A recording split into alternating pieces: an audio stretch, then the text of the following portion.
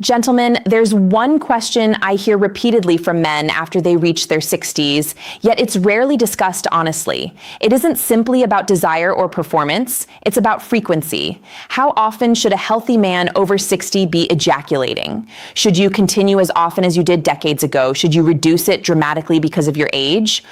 Or is there actually an ideal rhythm that supports your health without leaving you exhausted?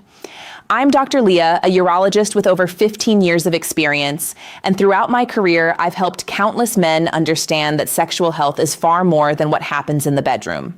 The way your body responds to intimacy often reflects the condition of your heart, your circulation, your hormones, your nervous system, and even your emotional well-being. In today's video, we're going to separate medical evidence from popular myths. You'll discover why both excessive activity and complete inactivity can create problems later in life, how to recognize the signs that your body is asking for more recovery or more movement, and how to develop a rhythm that matches your own health instead of someone else's expectations. Before we begin, I'd appreciate your support. If you value honest, science-based conversations about men's health, please like this video, subscribe to the channel, and tell me in the comments what you've heard is the biggest myth about men's sexual health after 60. Now let's begin by understanding why thinking like a younger man can sometimes work against you as you grow older. One of the biggest mistakes I see men make after 60 is assuming their bodies should function exactly as they did at 25. That's simply not how healthy aging works. Your body hasn't become weak, it has become different. Instead of operating like a high-performance sports car built for constant speed, it functions more like a well-maintained classic vehicle. With the right care, it can perform beautifully for many years, but it also requires smarter maintenance and proper recovery. Unfortunately, many men respond in one of two unhealthy ways. Some stop sexual activity almost completely because they believe they're protecting their health. Others continue pushing themselves at the same pace they maintained decades earlier, ignoring the fact that recovery naturally changes with age. Neither approach supports long-term vitality. The healthiest rhythm lies somewhere in the middle. Your body still benefits from regular sexual activity, but it also needs enough time to recover so your nervous system, hormones, and energy levels remain balanced. Think of it like exercise. Too little movement leads to stiffness and declining fitness, while overtraining leaves your muscles exhausted and more likely to become injured. Sexual health follows a remarkably similar pattern. To understand why finding that balance matters so much, we first need to challenge one of the oldest myths surrounding men's health: the belief that avoiding sexual activity somehow protects the body as you grow older. Myth 1. Stopping sexual activity completely protects your health. One of the most persistent misconceptions I hear from older men is that avoiding ejaculation will somehow preserve their strength or prevent future health problems. While it may sound logical, the human body doesn't work that way. In fact, going for extremely long periods without sexual activity may have the opposite effect on certain aspects of male health. Your penis contains specialized erectile tissue that relies on healthy blood flow to remain flexible and responsive. Regular erections, whether they occur during sleep, through intimacy, or through masturbation, help deliver oxygen-rich blood to these tissues. That circulation plays an important role in maintaining their elasticity over time. Think of it like regularly stretching a muscle. If a joint isn't moved for months, it gradually becomes stiff and loses flexibility. Similarly, when erectile tissue is rarely filled with blood, it may gradually lose some of its ability to expand efficiently. This natural process can make erections more difficult as time passes. The emotional consequences can be just as significant. Many men begin avoiding intimacy because they fear disappointment. The less they engage, the more uncertain they become about their own abilities, creating a cycle of anxiety that further affects confidence. That's why healthy sexual activity should be viewed as part of maintaining your body, not as something to fear. But just as too little activity can create problems, too much can also leave your body struggling to recover. And that's where many men unknowingly make their next mistake. Myth 2. More is always better. While avoiding sexual activity for long periods isn't ideal, the opposite extreme can be just as harmful. Many men believe that if regular sexual activity is beneficial, then doing it as often as possible must produce even greater results. Unfortunately, that's not how your body functions after 60. Every orgasm places temporary demands on your nervous system, muscles, hormones, and overall energy reserves. During climax, your brain releases a complex mix of chemicals that influence pleasure, relaxation, and recovery. In younger years, the body often replaces these resources quickly. As we age, however, recovery naturally takes longer. This is why some men notice feeling unusually tired, mentally sluggish, or less motivated after pushing themselves too frequently. They may even find that their next intimate experience feels less satisfying because their body hasn't fully recovered. Instead of feeling refreshed, they feel depleted. Think of it like exercising in the gym. A good workout strengthens your muscles, but training intensely every single day without allowing time for recovery eventually leads to fatigue instead of progress. Sexual health follows a remarkably similar principle. The goal isn't to avoid intimacy or chase a specific number. It's to give your body enough activity to maintain healthy function while allowing sufficient recovery to restore energy, sensitivity, and desire. So, if neither extreme is ideal, what does research actually suggest? In the next section, we'll look at one of the largest long-term studies on men's health and what it reveals about finding a healthy rhythm after 60. After years of treating older men, one of the questions I hear most is, "Doctor, how often is enough?" While every man is different, research does provide useful guidance. One of the largest long-term studies on men's health found that men who ejaculated regularly tended to experience better prostate health than those who went for extended periods without sexual release. The important lesson isn't chasing a precise number, it's avoiding long stretches of complete inactivity. The prostate is an active gland that continually produces fluid. Regular ejaculation helps keep that fluid moving, supporting healthy circulation within the gland and reducing the likelihood of congestion. Many specialists compare it to maintaining good circulation elsewhere in the body.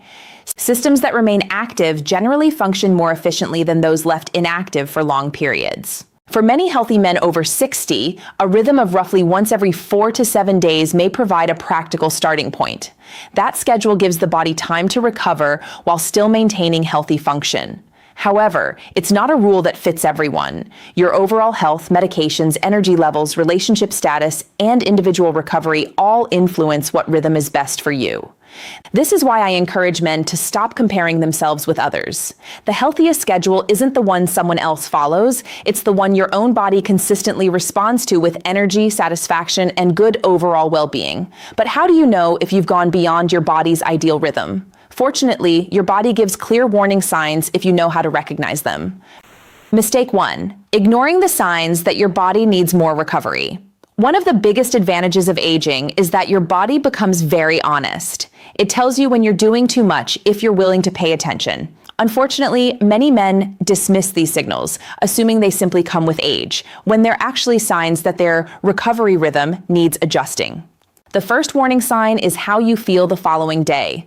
If you regularly wake up after sexual activity feeling unusually exhausted, mentally foggy, or lacking motivation, your body may be telling you it hasn't fully recovered.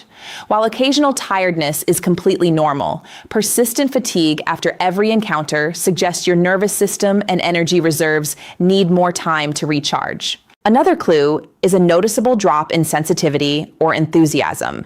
If intimacy begins feeling more like an obligation than something you genuinely enjoy, it may not be because your desire has disappeared. Sometimes it's simply because your body hasn't had enough time to restore itself between experiences. I encourage my patients to think of recovery the same way they think about exercise. A productive workout leaves you feeling stronger after adequate rest. Overtraining, however, leaves your muscles sore and your performance declining. Sexual health follows a remarkably similar pattern. Mistake 2: measuring success by numbers instead of recovery. Another mistake I see men make is believing that frequency alone determines whether they're healthy. They compare themselves to friends, articles online, or even memories from decades ago. But your body isn't competing with anyone else's. The real question isn't, how often am I ejaculating? It's, how well am I recovering afterward? One of the clearest warning signs is when your desire begins fading despite wanting to feel interested. If erections become noticeably weaker after several days of frequent activity, or you find yourself needing much more stimulation than usual, your body may simply be asking for additional recovery time rather than indicating a permanent problem. Mood changes can also provide valuable clues. Some men become unexpectedly irritable, mentally unfocused, or emotionally flat after repeatedly pushing beyond what their body comfortably tolerates. Others notice poor sleep or reduced enthusiasm for exercise and everyday activities. These signals are easy to dismiss, but together they often point toward an imbalance between activity and recovery. Instead of chasing an arbitrary target, begin observing how you feel over the following 24 to 48 hours. When your rhythm is appropriate, you should wake up feeling refreshed, mentally clear, and physically comfortable, not drained or discouraged. The encouraging news is that finding your ideal rhythm doesn't require expensive tests or complicated equipment. Your body already provides the feedback you need, and in the next section, I'll show you a simple method for using those signals to discover the frequency that's right for you. After helping men for more than 15 years, I've learned that the healthiest schedule isn't found on a chart or in a headline. It's found by paying close attention to how your own body responds. Every man has a slightly different recovery rate, and learning to recognize yours is one of the smartest things you can do for your long-term health. Here's the approach I recommend. Instead of focusing on a fixed number each week, start observing how you feel after each sexual experience. The following morning, ask yourself a few simple questions. Do you wake up with good energy? Is your mind clear? Do you feel relaxed and satisfied, or unusually drained? Has your interest in intimacy remained steady, or has it noticeably declined? If you're consistently waking up refreshed, maintaining strong desire, sleeping well, and feeling physically comfortable, there's a good chance your current rhythm is working for you. If, however, you're repeatedly experiencing fatigue, reduced sensitivity, irritability, or a lingering lack of motivation, it may be time to allow your body more recovery between encounters. Remember, the goal isn't to prove anything. It's to support healthy circulation, preserve normal function, and enjoy intimacy without leaving your body depleted.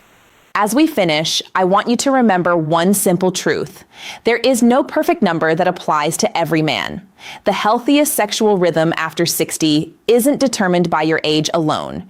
It's determined by how well your body recovers, how energetic you feel, and whether intimacy continues to leave you feeling restored instead of exhausted. Throughout this discussion, we've looked at why complete inactivity can gradually affect tissue health, why excessive frequency may overwork your nervous system, how regular ejaculation may support prostate health, and why paying attention to your body's recovery signals is more valuable than comparing yourself with anyone else. These aren't rules designed to limit you. They're principles intended to help you protect your vitality for years to come. I've spent more than 15 years helping men understand that healthy aging doesn't mean giving up an active, intimate life. It means becoming more intentional. When you respect your body's changing needs, maintain your overall health, and allow proper recovery, you can continue enjoying satisfying intimacy well into later life.